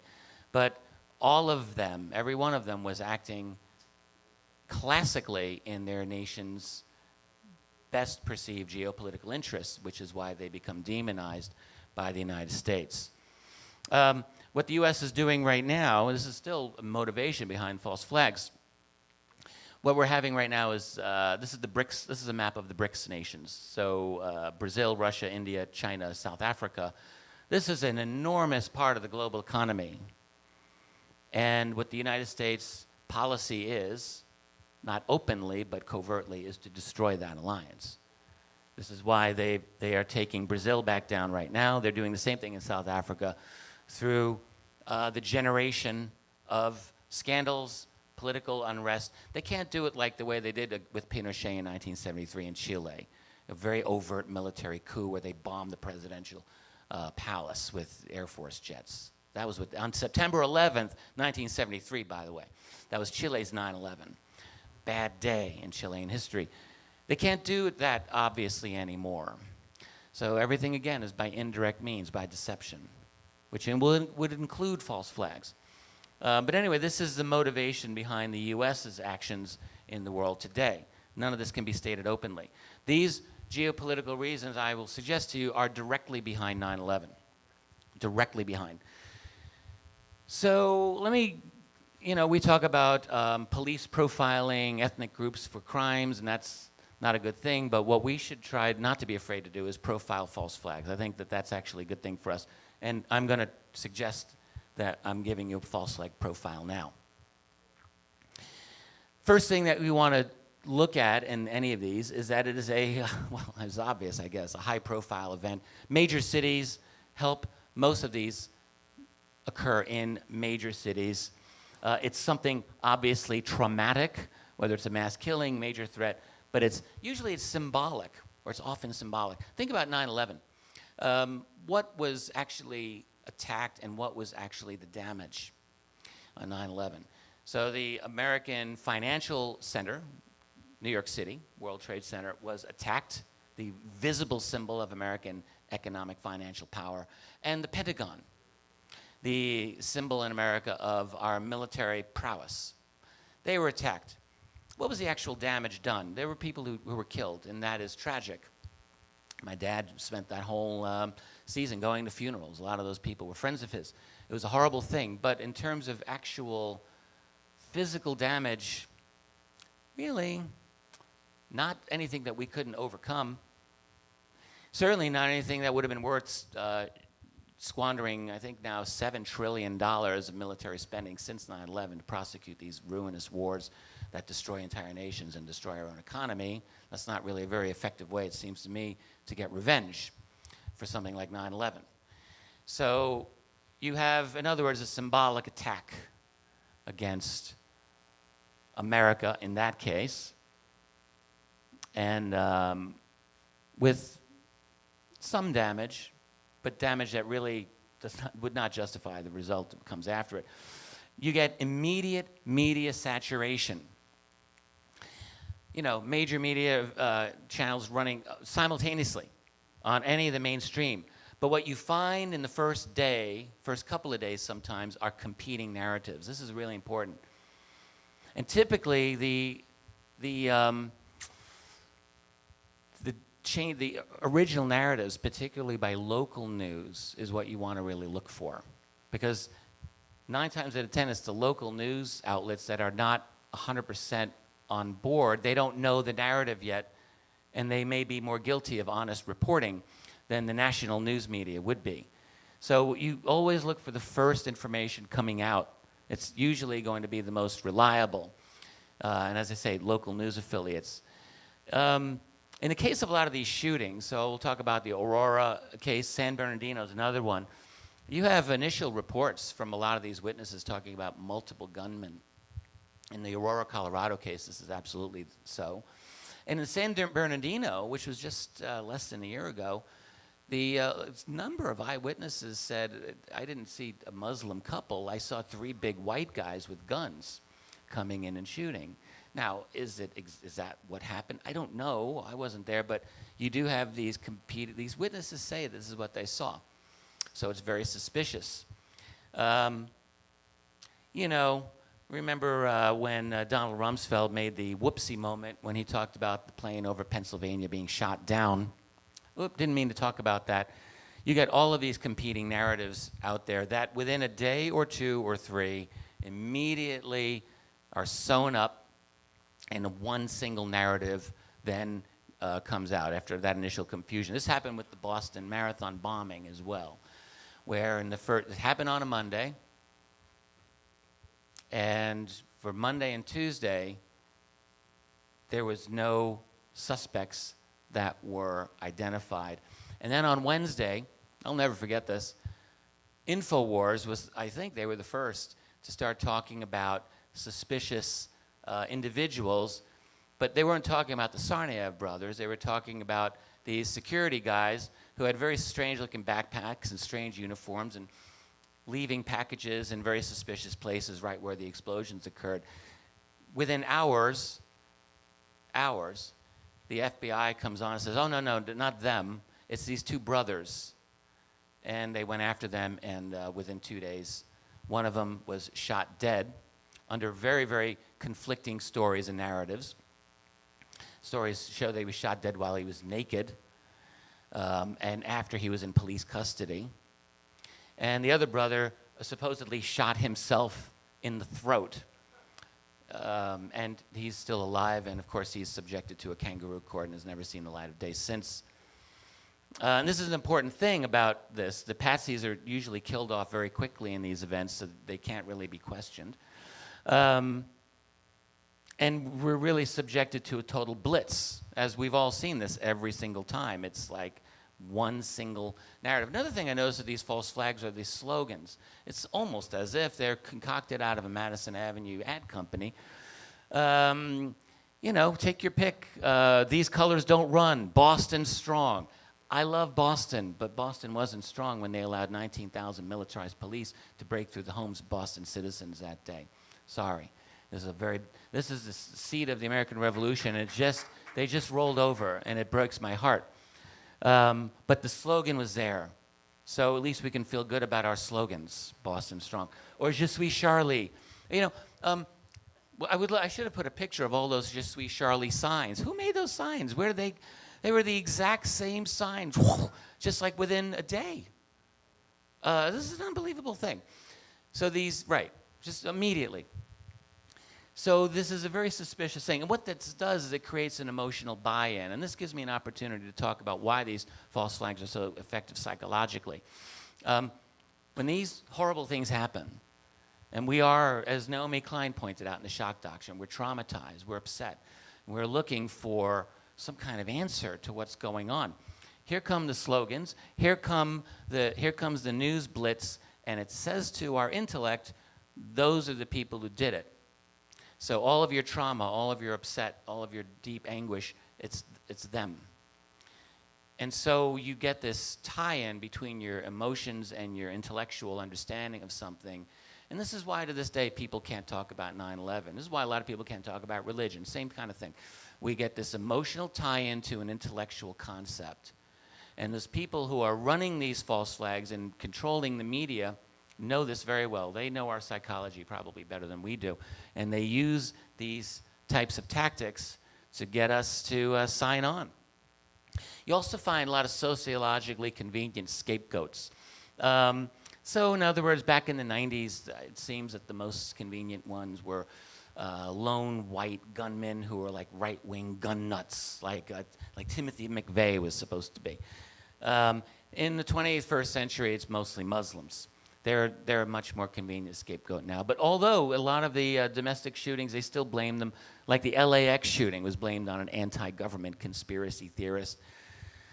So what you find is these people fit a certain sociological profile, a target group that's very unpopular, makes for a very good scapegoat at the time until you're ready to move on to another one. Just something to keep in mind.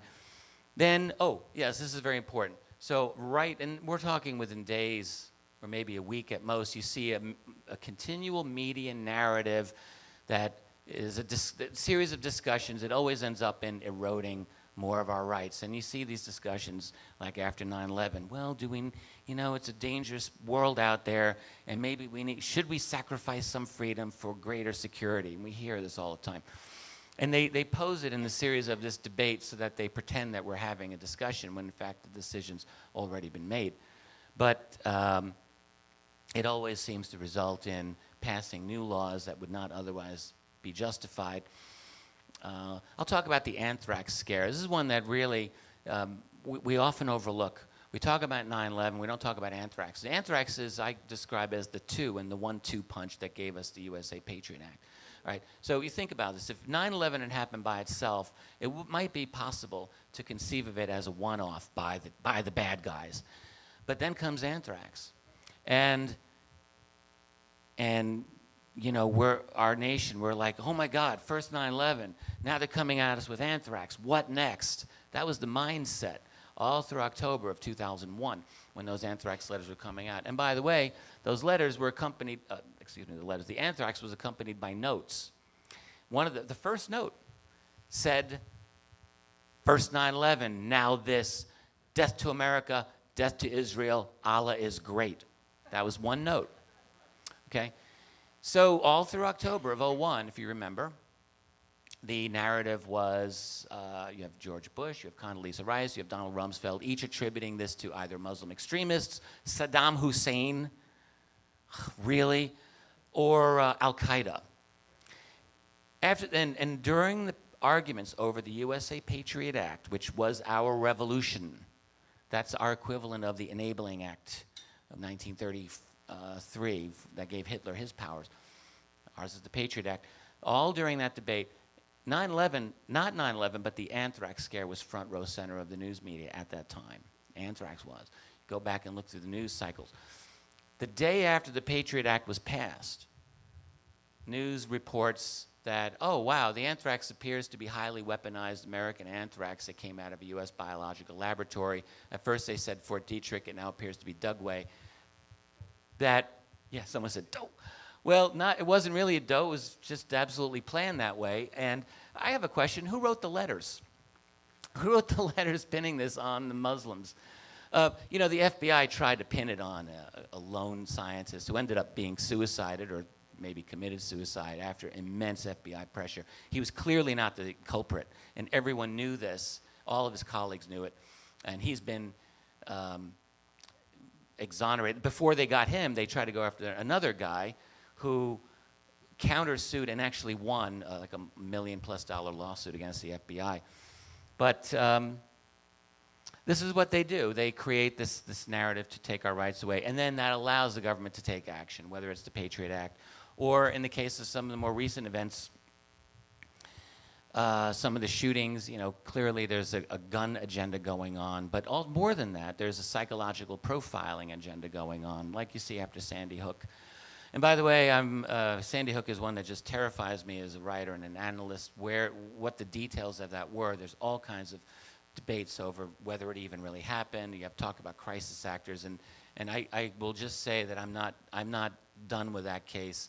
And I don't even know if when I write about these that it's necessary for me to say this was definitely a false flag or not, or what aspects of it were fake. It may not be possible, but it will be possible to put these in a proper context. What we do find is that as a result of them, you have legislations that's often being passed to promote greater monitoring of the population psychologically and beyond.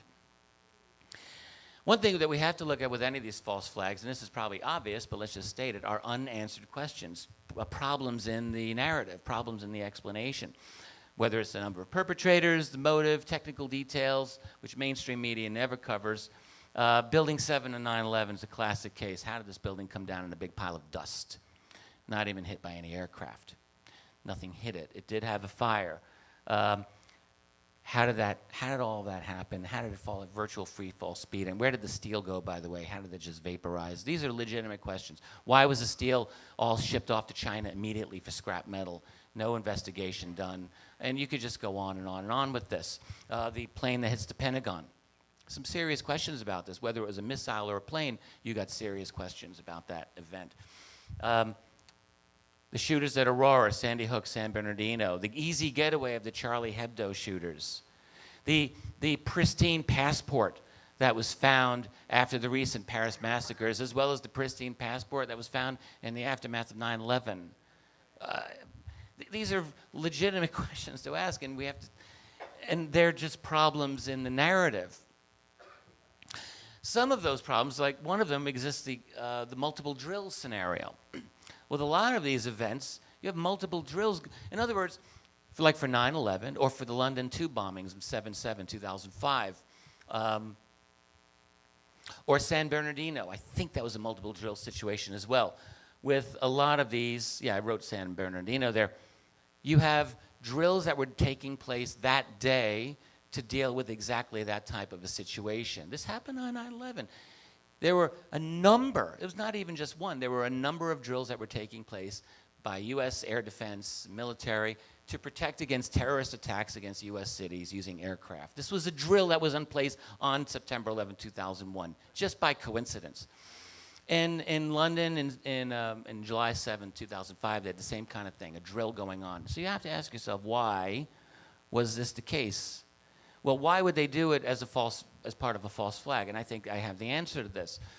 Two reasons. One reason is it provides actual, just genuine confusion on the day of the event and could impede a proper response to it, so you could allow the false flag to take place. But I would even say, more importantly, in the planning stage, let's say I'm planning a false flag and I'm in the intelligence community, and my colleague is also in the intelligence community, and she learns that this is going on. I can just say, oh, no, it's a drill. We're planning a drill. And so outside parties that may get wind of this steer clear, and they don't impede the process. I think that's what is probably going on. So multiple drills are important. The suspect's connection to intelligence groups. This is very, very important. A lot of these, some of the shooters recently in Paris and in Europe appear to have had serious prior connections to intelligence and police in Europe.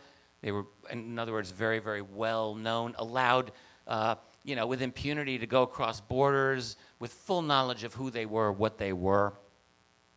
In the case of Boston, the Sarnia brothers, the older one particularly, was being questioned and cultivated by the FBI. I've said this before, and I'll say it again. If you are approached by the FBI, and in particular, if your skin color is maybe a shade or two darker than mine, I would suggest run the hell away from them, because they will absolutely try to set you up. And I think it's more than half of all of the federally prosecuted terrorism cases since 9/11 have involved instances in which the FBI, this is what they would do. They would get someone who's often not that bright, but it fits the profile, and they would incite this kind of hatred. America is really doing awful things. We should do something about it. Yeah, we should do something about it. And then I would get you your terrorist weapons. I would take you to Walmart and get your ski mask, and you get a knife or whatever. This actually happened in my town of Rochester, New York on New Year's Eve this year. They did this to this guy. And they set you up, or they give you fake C4 explosives, and they drive you to your place where you're supposed to commit your act of terrorism, and then they arrest you, and you spend the rest of your life never seeing daylight again. This is what we do with our taxpayer money to American citizens. Lovely. So, but a lot of these people who are implicated in the false flags have been such individuals with these types of connections. And not all of them are of darker skin color, but it's very convenient to get someone these days of a darker skin color. So I would say, no matter what you look like, if FBI ever approaches you, just get away from them. Do not cooperate. That would be my advice. We need to ask always, who benefits? Now, again, it's difficult to know if every single event was either a false flag or a kind of evil opportunism. Sometimes bad things just do happen. And it could be, as Naomi Klein argued in her book, that some of these are just opportunistic piling on of things that are allowed to happen, that are going to happen. If you're a game theory kind of person, then there's always going to be a shooting. There's always going to be this or that or some other thing. So it could very well be that some of these events are just allowed to happen. End of story. And then you use them as pretext to engage in your own draconian laws and, and so forth. So it's not always going to be possible, and that's just the nature of our world. But in a sense, that's of a lesser importance, I would say, than the greater reality that's going on. We have to ask, who benefits from these events? We should always ask, when any kind of awful thing happens, what agency, what government, what group is likely to benefit from it? Cui bono? When legislation is passed that would never otherwise be passed, who benefits from that legislation? Remember the underwear bomber? This is one of my favorite ones. Yeah, I have a bomb in my underwear. That sounds like a great party joke. I should use that sometime. But this guy he was the underwear bomber. And as a result of this, Michael Chertoff, that evil SOB, who ran Homeland Security, also owned the company that made those naked body scanners that the TSA used to put you through, put your hands over your head, and will radiate you, probably give you cancer, but we'll see your naked body. Now they don't. They say it's whatever. But his company made a fortune off of that. Nice sweetheart deal. In the LAX shooting, this is an interesting one. I'm still looking into this, but the TSA had recently purchased a lot of ammunition. Even though TSA is not supposed to be an armed agency. You may not realize this, but it's not. After the LAX shooting, the TSA has been pushing very, very hard to be armed. They'd already bought all their ammo, so they want to be able to use it, and so on and so on. Now, I'm almost done. So one thing I think moving forward, you see the evolution of these false flags, and one of the things that I believe we have to look for more and more is that they're more than simply a military operation. I think many of them are military operations, but there's other things going on in this world. We have, a corporate domination of the world, financial domination of the world. Why can't some of these false flags be corporate and financial? In fact, there are financial false flags that have definitely happened. I wish I were a better economist than I am, but I'm looking long and hard at the details of the 2007-2008 crash. There's obviously a lot of financial criminality that went behind that has destroyed yet more of the American economy. There's a good case to be made that the financial panic, long forgotten, of 1907 was basically a false flag run by J.P. Morgan, which incidentally led directly, a couple of years later, to the creation of the Federal Reserve.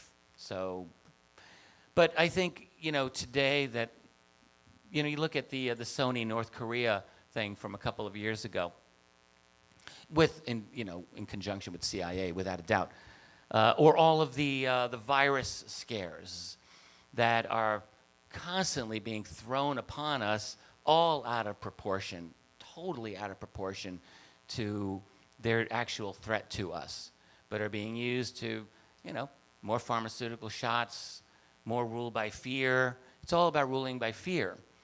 So I think that that is something that we need to be looking at. I guess I would add here, most of these false flags are not going to be on the magnitude of 9/11, obviously. Thanks. But think of these as like specific weapons that are used for a specific target. So if you have a really big target, you use a bigger weapon. And if you have a very well-defined use for a false flag, that doesn't have to be earth-changing. It could just be a little thing that you need to get done. So we have to look at all of those possibilities. This is actually my final slide, and I'll have time for a couple of questions, which I'll do my best. And I have a table out by the sanctuary. I try to make myself very available, so you're welcome to come over to my table and chat with me. I'll be basically free all day tomorrow. It's Thomas Jefferson over there who said that eternal vigilance is the price of liberty. I would just add what's going on right now. The reason we're in a false flag era is because we are in a situation where you have a very small group of people attempting right now to create a global totalitarian state. And they feel the need to corral us, the people, with these events to frighten us into compliance so that we go along with the program. And they will continue to do this until they have achieved everything that they want. Conceivably, once they have achieved that, they may not need to rule by constant false flags, maybe just a false flag once in a while. But they could also rule by propaganda and other kinds of lies. So it's conceivable that we will leave a false flag era one day once a global fascist police surveillance state has been achieved in its entirety. Until that happens, it's our job to resist that, and I would just say expect all levels of propaganda, all sorts of tricks to be employed in this war that is on us, including false flags, not exclusively. Again, the main thing I tried to point out in this talk is that false flags are part of a global propaganda system that is used against that. It's not the only weapon. It is just simply the nastiest, most violent of those weapons. Very powerful, but it can be fought. One other thing I just want to mention is like we're in a kind of arms race against our rulers. In other words, they come up with new methods of control and surveillance and psyching us out, but we also respond. And what we have in the world are increasing numbers of analysts who are becoming very proficient at identifying these false flags when they happen. So it's becoming difficult. You know, I talked about the existence of multiple drills. This is becoming well known now. And so it will have to force an adaptation by them so that when they do a false flag, it may not include multiple drills anymore. They may think, oh, shit, we can't use that anymore. We got to do something else. The passport ruse, I have a feeling that may go away. That's such an obvious. In fact, in the case of the Paris shooting, that passport was originally discussed and then kind of drifted out of the media because people were not buying it. So there is this kind of ongoing struggle that we're having against them. It is really imperative for us to be on our toes. And sometimes it may seem frustrating when people are willing to shout false flag at every little thing that happens. But I think overall it's a very good thing that the world is starting to learn about this phenomenon, because we really need to be on our game if we're going to deal with this.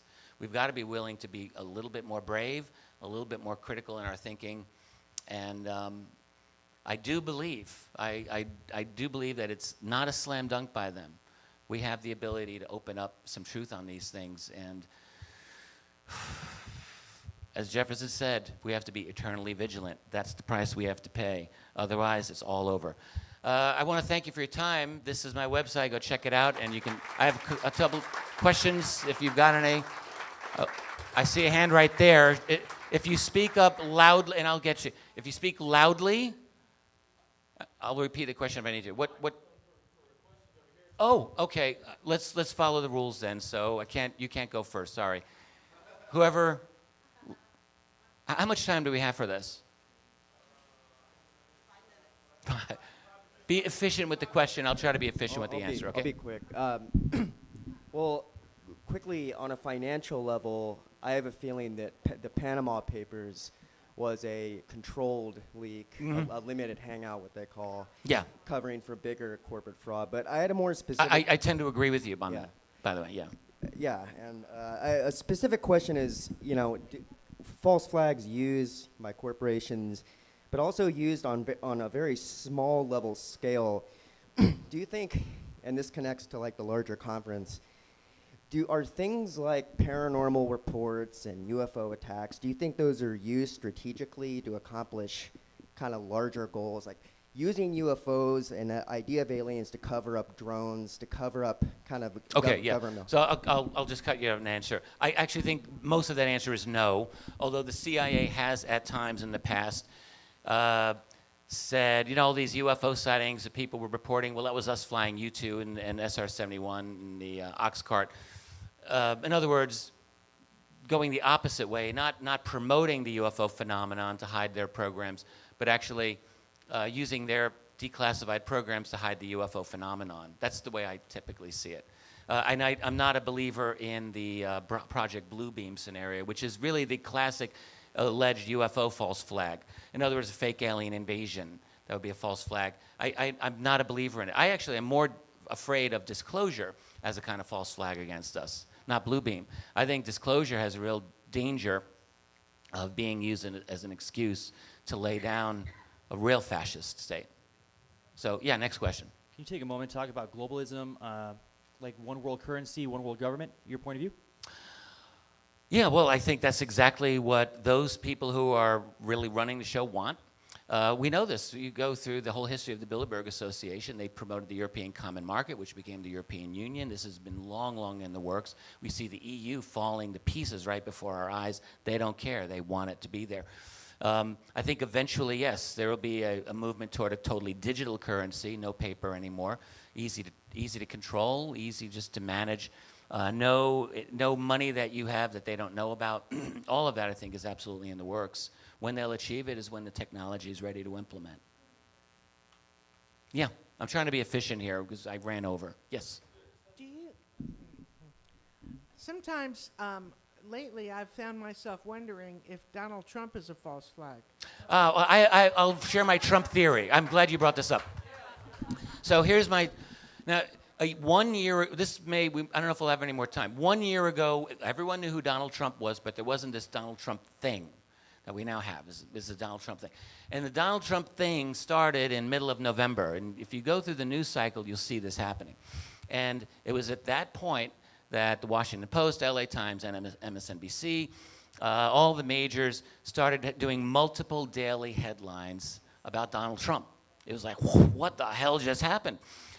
Well, And Trump makes it easy. Let's just put that right out there. The guy sounds like he's 12 years old much of the time, and he says dumb things. But this is not, so it's not Trump's misogyny or his supposed racism or any of that's really the reason that they're going after him. That is absolutely not the case.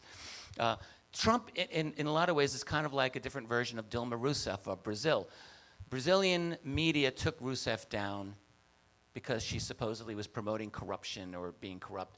And all of that was a pretext, of course, to privatize Brazil so that the vultures could just suck all the wealth out of it, suck it dry. In Trump's case, Trump and Bernie Sanders have some important things in common. We all know this. They both speak about the whole disemboweling of the American middle class. And in Trump's rhetoric, I mean, the reality of a Trump presidency could be just as bloody-minded as a Hillary Clinton presidency, totally possible. But his rhetoric is not totally on board with the two pillars of America's current religion, neoconservatism and neoliberalism. So neoconservatism is basically the new conservatism, right? Neo's new. What's the old conservatism? Old conservatism is preserving the Republican institutions of this country. That's a wonderful thing. New conservatism is promoting empire, promoting the American empire and war and regime change. When you think about it, that's exactly what it is. Neoliberalism, same thing. The old liberalism, or liberal is a word that's Latin. It derives from that which pertains to a free person. That's a great thing. Promote freedom. Classical American liberalism, like Teddy Roosevelt wanted to use government to protect American people's interests against corporations. I have no problem with that. Neoliberalism is a little different. That's globalization. That's promoting freedom for transnational corporations. So Trump, to go back, his rhetoric is not totally on board. He's kind of bounces around, but say what you will about him, he went into South Carolina, the heart of Republican territory, and talked against the war in Iraq in '03. So took some guts. He showed that he's not totally on board, at least in his rhetoric, with the neoconservative, and also he's opposed, like Bernie, to TPP and TTIP. So that makes him unreliable. And that means he had to be taken down. And that's why you vilify Trump and you ignore Bernie. Bernie Sanders is like a much more likable guy. It's not as easy to vilify him. Bernie Sanders is a grandfather I would love to have. Hang out with Bernie Sanders. I know people who played hacky sack with Bernie Sanders. So you can't vilify him in the same way, so you simply ignore him. And so that's the strategy. You turn one into the next Mussolini.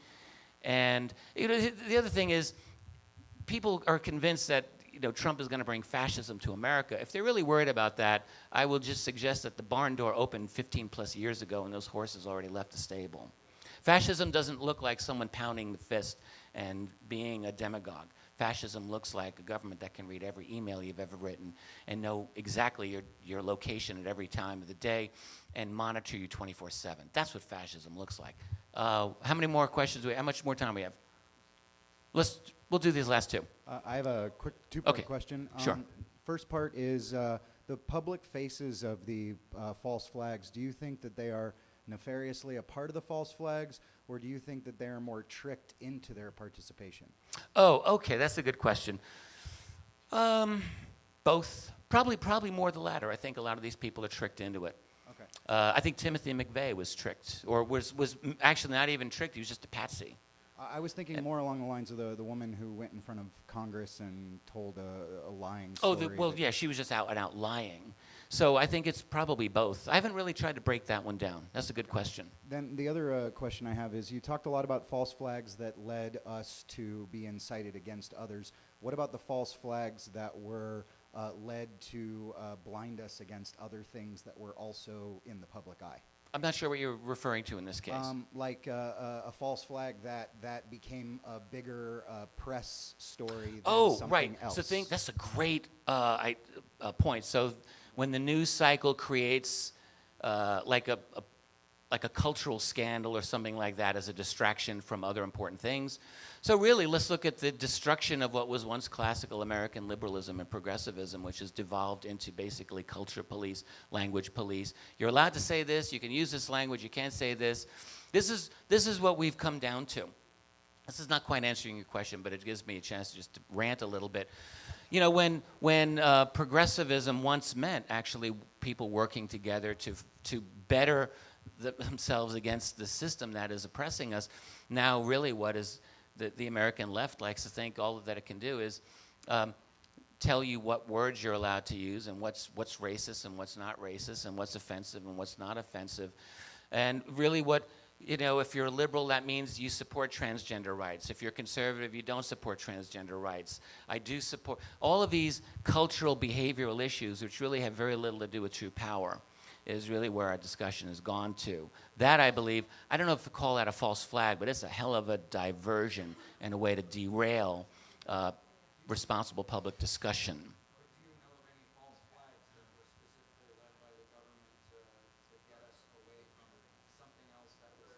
Do I know of specific false flags devised by government agencies to, I don't know, I've got to think about that. I don't know, that's a very good question. I think you're probably our last question. Yeah. Can you expound on James Holmes' Closer to the mic. Can you expound on James Holmes' involvement with the neurological experimentation that you mentioned? Yeah, James Holmes was a graduate student, a very, very bright man who was involved with a program that had been run by DARPA, the Defense Advanced Research Projects Association. DARPA, of course, does all or a lot of the advanced defense cogitation for U.S. weapon systems and the like. And Holmes did run work, I guess, in an office associated with that. He had his therapist. He was seeing a therapist for depression, and he had other psychological issues going on. This is another thing that you see, where these people are in the care of military professionals, psychiatrists, and so on. Now, the lady who was his therapist has actually given a number of very in-depth interviews. And she's, you know, seems to be very upfront and very caring psychiatric professional. And it's really hard to see, like, where the manipulation is occurring here. So I don't know yet what I think about this. But I do think that he was involved in some way in being framed in this false flag. I mean, you know, everyone's seen the photograph of this guy just looking absolutely, he looked like the Joker in the Batman movie with this absolutely shocked expression on his face. So there's something very, very wrong about that. I guess that's probably all the time we've got here. I've really loved being here, and I'm hoping that my book on this will be done before the year is out or early next year. Thanks a lot.